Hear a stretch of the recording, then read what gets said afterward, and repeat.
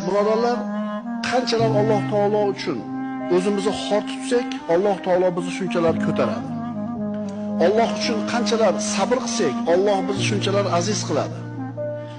Qanchalar Alloh taologa biz itoatda bo'lsak, Alloh taologa qanchalar bo'ysunsak, Alloh taolo boshqalarni siz bilan bizga bo'ysundirib qo'yadi.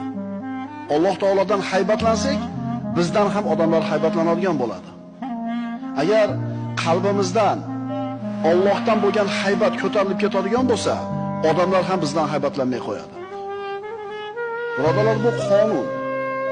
Qanchalar Allohga egilasiz, o'zingizni xor tutasiz, sabr qilasiz, haybatlanasiz Allohdan, Alloh sizni haq tomondan ko'taradi. Endi buni aksi bo'lsin.